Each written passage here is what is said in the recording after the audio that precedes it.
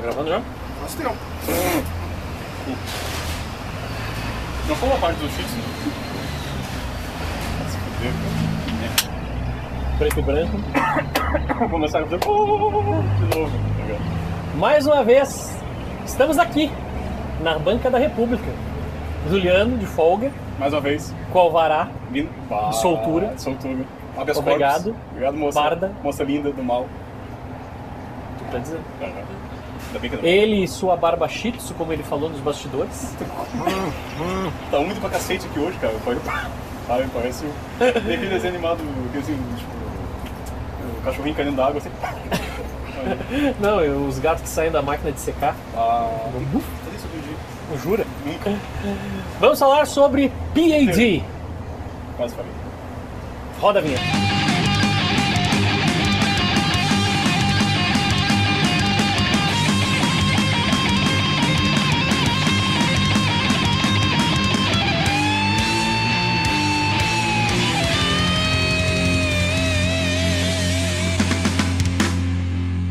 Quem é PAD?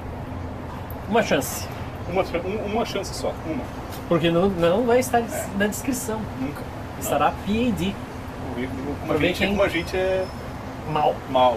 Somos maléficos. Eu ia falar palavrão, mas tudo bem, não vou falar. Não, a gente não é pica.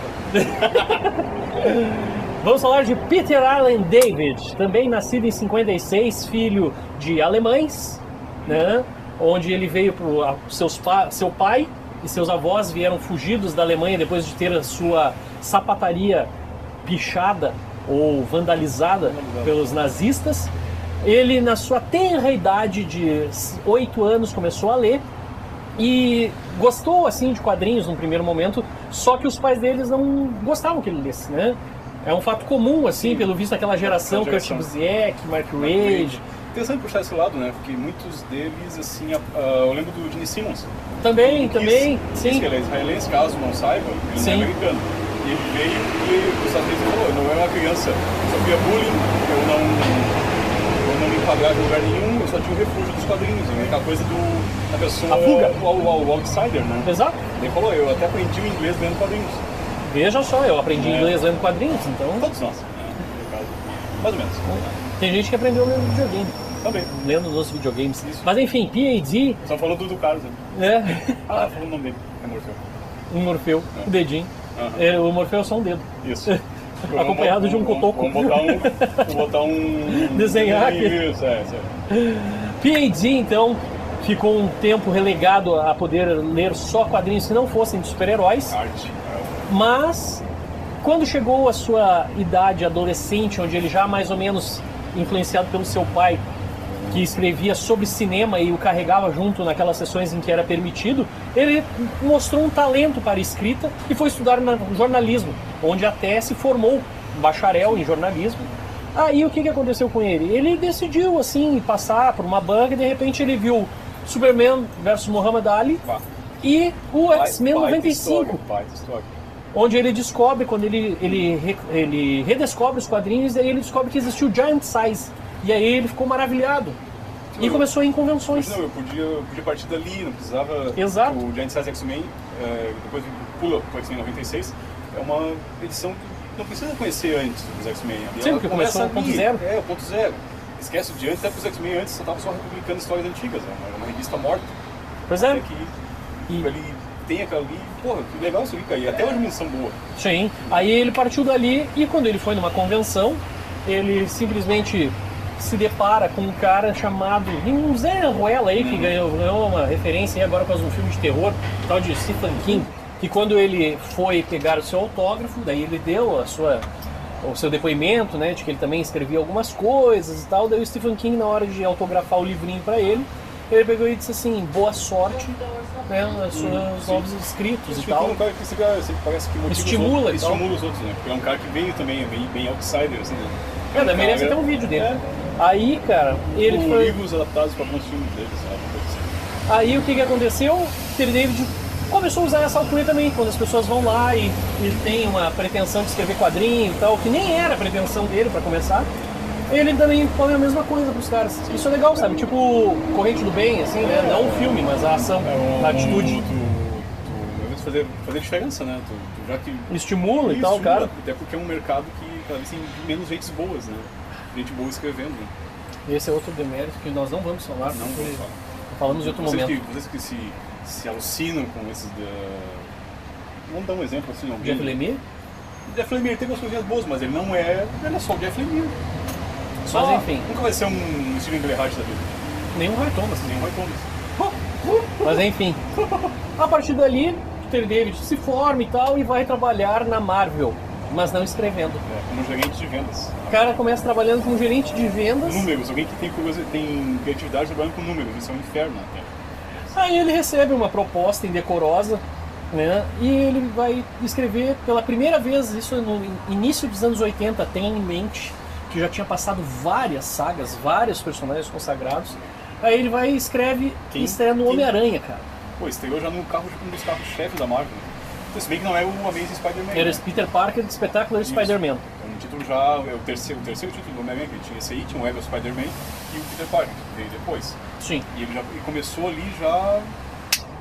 Ele tem sagas, né? Sagas curtas, né? Sim, sempre 3 a 5 edições falando sobre o mesmo tema. Mas ele botou o Peter Parker, muitos fãs não gostaram, ele devolveu o Peter aquela coisa aquela temática meio adolescente, não adolescente, mas um jovem adulto, né? Vamos dizer assim. E ele fez pela primeira vez uma incursão que ele repetiria no outro personagem que nós vamos falar aí, que ele ficou muito famoso. Bem depois. Ele colocou a questão psicológica nos personagens.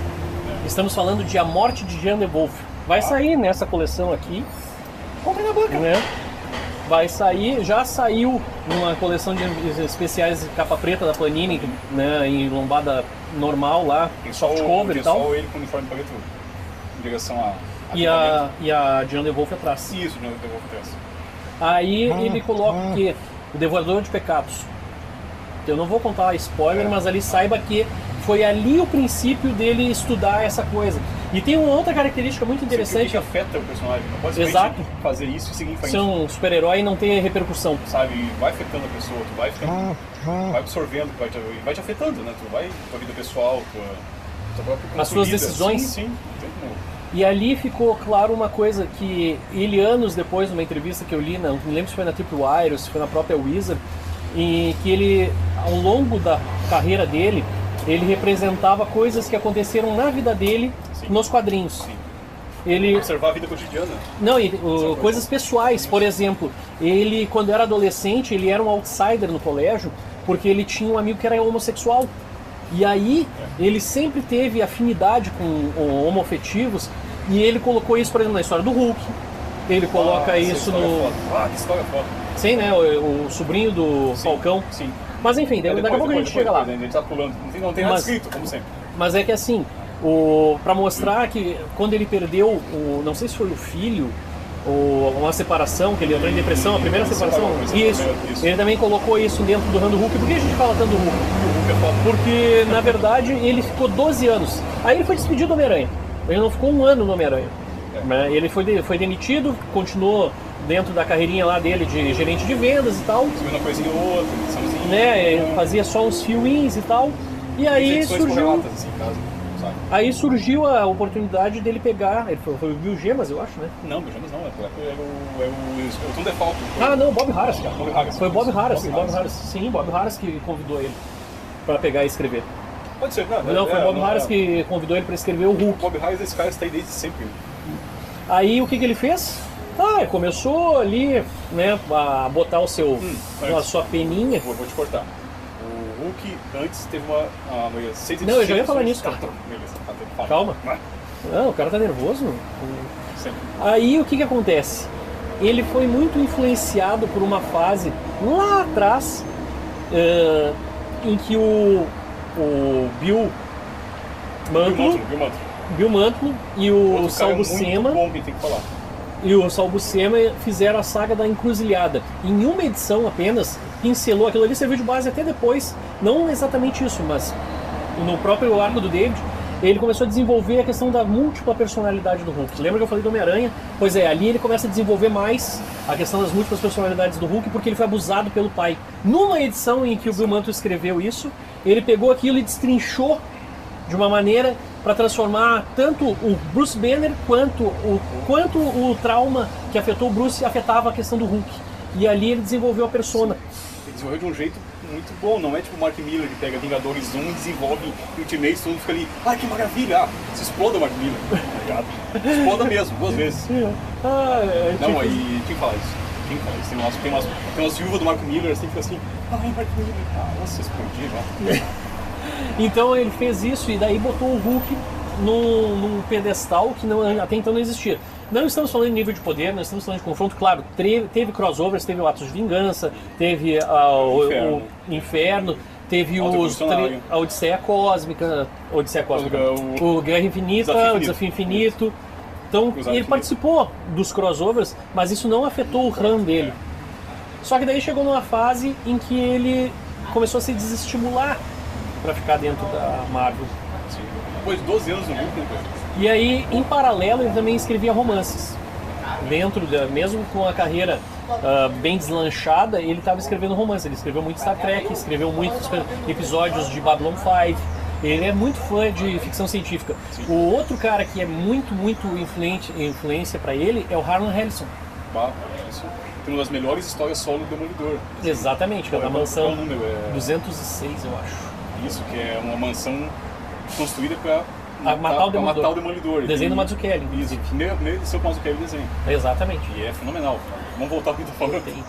Mas enfim, a partir dali ele meio que se desentende e tal, e aí ele ganha uma chance para descer. E aí ele já largou o emprego de vendas também, porque ele não estava conseguindo conciliar, porque ele sabia separar muito bem isso. Sabe separar muito bem isso, porque ele é uma pessoa muito metódica pelas entrevistas que ele dá, em que com questões editoriais não se misturam com as questões de venda. E talvez por isso o Hulk nunca tenha sido um grande sucesso, porque ele não puxava a brasa pro lado dele. Ele era um cara profissional. É um cara profissional. O que eu quero fazer com o personagem, que eu acho que é legal, que reflete o que eu penso. Exato. Teve várias saguinhas dentro do Hulk ali, o Panteão, que nós falamos antes em relação a uma afetividade. Ele pegou o sobrinho do Falcão. E ele era gay, então é a 418, se não me engano, a edição, pega aquela coisa que é a da pré-AIDS, cara. É que assustava, assim. Muito vocês foda. São jovens, acho que a AIDS não mata. Não, ele faz uma sensibilidade tremenda.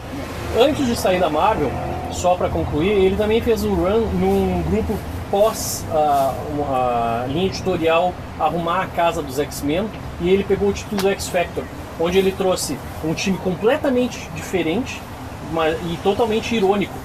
O X-Factor no início era uma equipe que eles criaram para colocar os X-Men originais, que tratavam o Ciclope, Anjo, Jean Grey, Fera e o Homem de Gelo. Isso.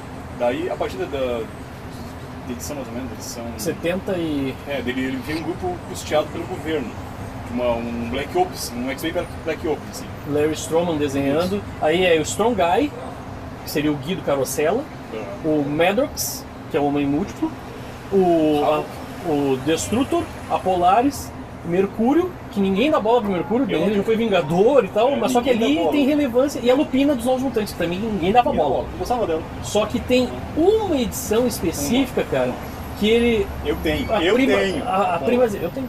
A primazia... Comprei tudo isso que tinha.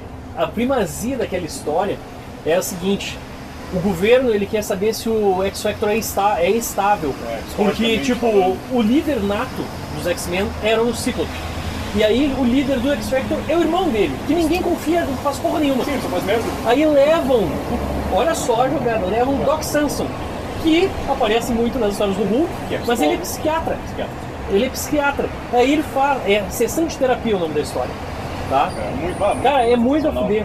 O mais legal é o do Mercúrio. Cada 2, 3 páginas ele falando com alguém. Sempre de costa. Tu não sabe com quem eles estão falando. Tu não sabe que é o Samson. Só vai descobrir no final. Tu vê só o personagem falando com o psicólogo, o personagem diferente falando. E cada um meio que se desnudando, como se espera. É um completo do Mercúrio. Cara, o senhor sabe como é ficar na fila do banco com uma pessoa mais velha? Por que eu sou tão... Por que você é tão invocado, tão bravo? Tão sem paciente, tão bravo com as pessoas? O Mercúrio é uma mala, né? Teoricamente. Ele explica o porquê que é uma mala.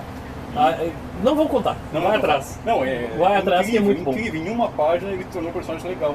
Sim. em uma página. Não, e o mais legal é o desenho, que aí é o Joe Quesada, foi onde o Joe Quesada se destacou. Sim. E aí, cara, o que é o quebra-cabeça? A gente já contou uma parte do spoiler. Foda-se. Eu fiquei arrepiado agora me lembrar, mas muito legal. Aí ele terminou o run dele no 100, ele sai no 100 do X-Factor, e aí ele vai pra DC. Quando ele vai pra DC, ele ganhou uma proposta... ignorem ele, ignorem. Eu já sei o que ele vai falar. Ele ganhou uma proposta para desenhar uma minissérie primeiro, para escrever uma minissérie do Aquaman, né, que fala, em 9 edições, fala sobre Atlântida. Aí depois ele ganha uma outra minissérie chamada Time and Tide, as duas não saíram aqui no Brasil, tá? E aí ele ganhou uma série mensal. Posso sair daqui? E ganhou relevância, porque daí ele pegou e disse assim, não, esse é o personagem que ele era muito descaracterizado no desenho de Super Amigos. Sim, é. Trademark Warner, Hanna-Barbera, todas, eu não quero direitos autorais. E aí o que ele fez? Na segunda edição ele te cortou a mão do Aquaman e aí ganhou relevância maior ainda, porque aquilo lá foi usado no desenho, foi feito bonequinho, e aí o Aquaman ficou foda, e aí ele ficou 5 anos escrevendo. Quase 5. Aí também fez parte de crossover, escambau. E aí ele também começou a escrever um outro título, que ganhou uma relevância maior ainda, que daí ele escreveu até o fim, que são 77 edições, que é a Supergirl, que é muito a fuder. Isso aí eu tô me devendo. Isso é muito a fuder, saiu pouco aqui no Brasil. O Gary Frank desenhando. Não, e aí olha Gary só. Frank do Poder Supremo. Não, Gary Frank do Hulk, né, também, cara? Do Hulk também, isso. Cara, o Peter David, ele trabalhou com muitos desenhistas bons, ó. Tem o que um? Ele lançou no Hulk 3. Ele lançou o McFarlane, o Delicão McFarlane, criador do e o Gary Frank. Aí fora o Joe Quesada no X-Factor, o Larry Stroman, o Leonard Kirk na Supergirl, o Gary Frank estava com ele na Supergirl no início. Então ele não é a prima. Não é a Cara Zor-El. Não é a Cara Zor-El. É a Matriz. É a Matriz, que é uma... E a jogada que ele fez também é muito legal. Aí por divergências, como sempre, né?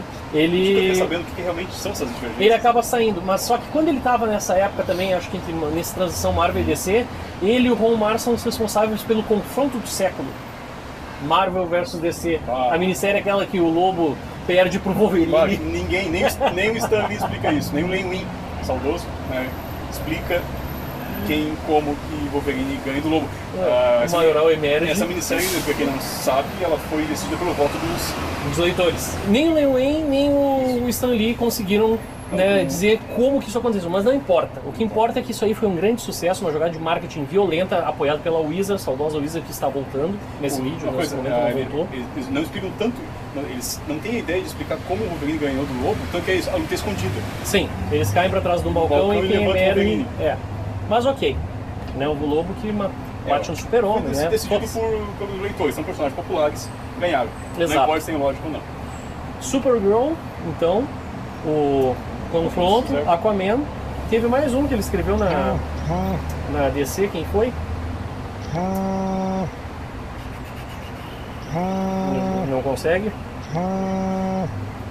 Aí vamos falar da volta, daqui a pouco se voltar... Ainda volta, Cara, eu acho que estão te ligando aqui do gravador. Sim.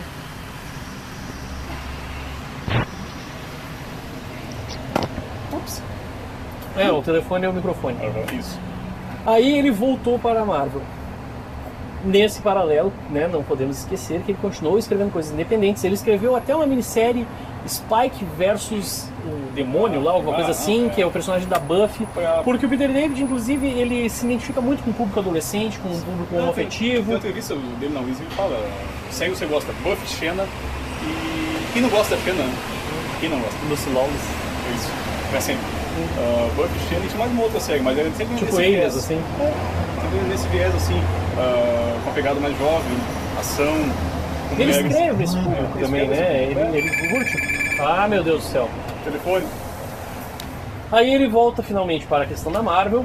E na Marvel ele volta a escrever uma minissérie de um personagem que ele ajudou a desenvolver, que é o Jamie Madrox. Uma minissérie em 5 partes, que aí está a sementinha. Isso aí foi antes. Temos que falar disso aí. Temos que falar disso aí. Não, tem razão, mas é que na primeira vez que ele estava lá com o X-Factor, o Hulk, eu esqueci de mencionar, porque eu sou burro. Não. Né? O Homem-Aranha 2099, cara, ele só saiu por divergência daí. Aí era o Bill Gemas. Aí Bill Gemas. Uma divergência editorial. Uma divergência editorial que quando ele saiu, depois de 2 edições, o universo inteiro foi cancelado. Mas assim. O universo de 2099, todo ele no início presta. Bah. Até o Ravage. Até o Ravage, Motoqueiro Fantasma 2099. Não, isso é a segunda onda. Tá, A primeira é beleza. Ravage, O Homem-Aranha do Homem-Aranha, Justiceiro. Hulk. Não, Hulk é a segunda Depois, onda isso. também. O Justiceiro 2002. É Justiceiro, Doutor Destino, Ravage e Homem-Aranha. Isso. Depois veio Motoqueiro, Hulk, Quarteto e X-Men. Pô, o Doom é escrito pelo Arreelis, hein? Sim, começa ali. E o Justiceiro... Pat Broderick que desenha. O Justiceiro é escrito pelo Pat Mills. Pat Mills. Pô, Marshall Law. Ali a pegada é bem O bacana. Homem-Aranha 2099 É muito bom, cara. Muito bom. mesmo. Porque ele pegou e conseguiu ambientar numa daquelas tentativas da Marvel, Blade do Runner. editorial, assim. Blade Runner tá no Rick Leonardo, Leonardo. Mantelar. pra quem não pegou a referência. Tudo aquilo ali é meio ambientado há 1000 anos no futuro. E aí o Peter David ele coloca o Miguel O'Hara como um cientista, empresário, não sei o que participa. Sim, latino, mestiço, né? Empresas que mandam no mundo é Blade corporativo. Runner. Total corporativo. Ele pegou toda aquela veia de ficção científica que ele tem e jogou ali. O Philip Dick, principalmente. Sim. Ele fala Philip Dick, né? Felipe Pica. Aí ele pega e coloca dentro daquela trama, ele começa a pulular os avatares que seriam os inimigos anteriores do Aranha. Mas calma, que isso só vai ser resolvido, tudo isso se interliga e vocês já vão saber como. Esqueci de uma coisa, dentro do run do Hulk, ele fez uma melhor minissérie que o Hulk jamais teve. Futuro Imperfeito do George Pérez, cara. Porra, é um show. Cara, a primeira página que o Hulk tá no futuro. É uma história do espaço, um futuro alternativo, tá? Já falei. Tem 525 mil pessoas aqui no painel, cara. Aquilo ali é que nem a página, a capa da edição 3 dos Vingadores vs Liga. Sim, eu quero ver um desses caras no tela hoje em dia desenhar aquilo lá. Phil Jimenez. Mas o Phil Jimenez é de É uma cria do geração. Pérez. É cria do Pérez. Nem o Brian Hitch faz isso. Não faz mais. Não, esse aí não faz. Mas enfim, aí tá, voltou pra Marvel. Aí, depois desse apêndice muito grande, ele volta e faz essa minissérie e ganha um outro título, que é o Capitão Marvel, James Vell. Né? É muito bom, foram 2 volumes, o primeiro durou 36 ou 38 edições e o segundo durou 24. Mas aí é que tá a grande jogada.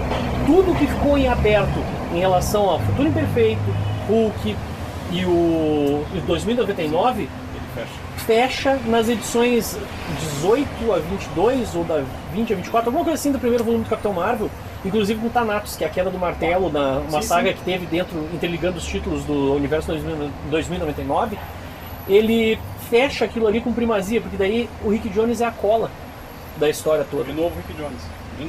Mas assim, mas ficou muito bom, muito bom. E aí ele tava fazendo, daí ele teve um run maior no X-Factor. Depois dessa minissérie do Madrox, aí ganha um novo título. Só falar um negócio do Madrox. A ideia que ele teve, cara, de pegar o Madrox, ele se multiplica, meio múltiplo. Né? É auto-explicativo o nome dele. E como tu controla várias cópias tuas, não controla, cada uma que se separa tem uma mentalidade diferente. E aí ele manda os caras explorar o mundo. Ele separa em vários, centenas. E espalha, cada um vai para um lado do mundo e vão aprender alguma coisa. Cara, um vira psicopata, outro vira padre. Outro homossexual. O cara é muito depois massa. Todos eles voltam e se reúnem nele. Ele aprende nem todos, aquilo, né? Cara. Nem todos. Nem todos. Ele tem que resgatar, porque um deles foi assassinado. A premissa é essa. Aí ele tem que buscar quem é que me matou. Vai, quem me matou? Daí ele absorve o corpo do morto, velho. Pra poder pegar as memórias do que o cara tava desenvolvendo. Muito massa. Ninguém parou pra pensar nisso. Isso saiu na coleção vermelha da Salvat, se você quiser.